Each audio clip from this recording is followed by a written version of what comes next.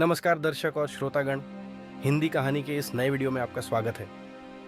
आज के वीडियो में मैं कहानी सोच बदलो तो दुनिया में बदल जाएगा लेकर आया हूँ।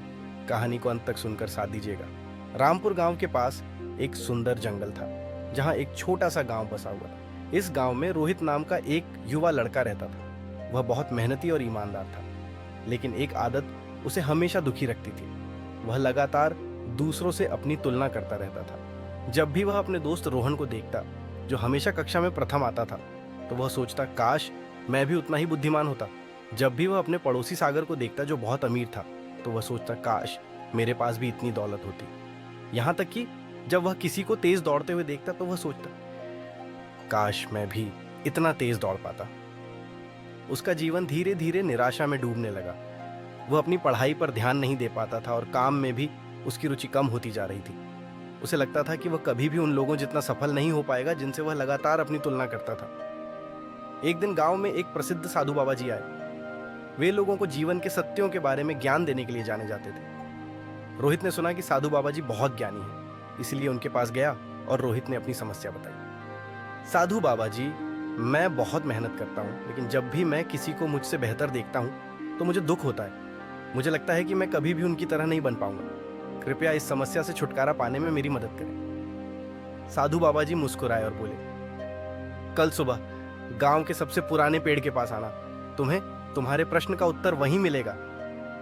रोहित को यह अजीब लगा, लेकिन उसने सोचा कि साधु बाबा जी ने जरूर किसी कारण से ऐसा कहा होगा। अगली सुबह सूरज उगते ही रोहित गांव के पुराने पेड़ के पास पहुंच गया। साधु बाबा जी पहले से ही वहां थे।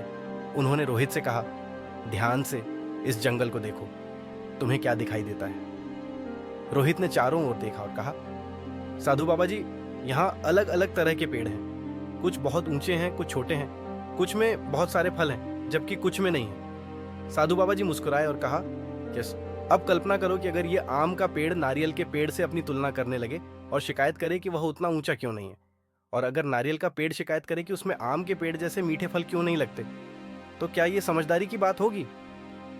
रोहित ने उत्तर दिया, नहीं साधु बाबा जी, ये मूर्खता होगी। साधु बाबा जी ने पूछा, ठीक है, तो मुझे बताओ, ये जंगल तुम्हें कैसा दिखता है? रोहित ने चारों ओर देखा और कहा, बहुत सुंदर और संतुलित। साधु बाबा जी मुस्कुराए और कहा, यही जीवन का सबसे बड़ा सत्य है। जिस तरह हर पेड़ का अपना अनूठा अस्तित्व और उद्देश्य होता है, उसी तरह हर इंसान की अपनी यात्रा और भाग्य होता है। आम का पेड़ मीठे फल देने के लिए बना है, जबकि नारियल का पेड़ ऊंचाई और ताकत के लिए बना है। उनके जीवन अलग अलग हैं, फिर भी दोनों महत्वपूर्ण हैं। रोहित ने सिर हिलाया, लेकिन उसके मन में अभी भी कुछ संदेह थे। साधु बाबा जी उसे एक तालाब के पास ले गए। वहां बहुत सारी मछलियां तैर रही थी। साधु बाबा जी ने एक पक्षी की ओर इशारा करते हुए कहा, अगर यह मछली शिकायत करने लगे कि वह पक्षी की तरह उड़ क्यों नहीं सकती, तो क्या यह उचित होगा? रोहित ने कहा, बिल्कुल नहीं। मछली पानी में तैरने के लिए बनी है और पक्षी उड़ने के लिए।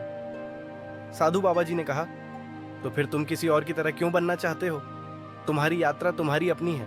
तुम्हारे पास भी ऐसी खूबियां हैं जो दूसरों के पास नहीं है। यह सुनने के बाद रोहित को एक क्षण का एहसास हुआ। वह समझ गया कि हर व्यक्ति में अद्वितीय क्षमताएं होती हैं। दूसरों से अपनी तुलना करने से केवल नुकसान होता है। इसके बाद रोहित ने दूसरों से अपनी तुलना करना बंद कर दिया और अपनी ताकत और कमजोरियों पर ध्यान केंद्रित करना शुरू कर दिया। उसने महसूस किया कि जब वह अपनी क्षमताओं के अनुसार काम करता है तो उसे सच्ची संतुष्टि मिलती है। धीरे धीरे उसका आत्मविश्वास लौटा और उसने अपने जीवन को एक नए दृष्टिकोण से देखना शुरू कर दिया। कई वर्षों बाद अपनी कड़ी मेहनत से रोहित ने एक सफल व्यवसाय बनाया। वह गांव में सबसे प्रेरणादायक व्यक्ति बन गया।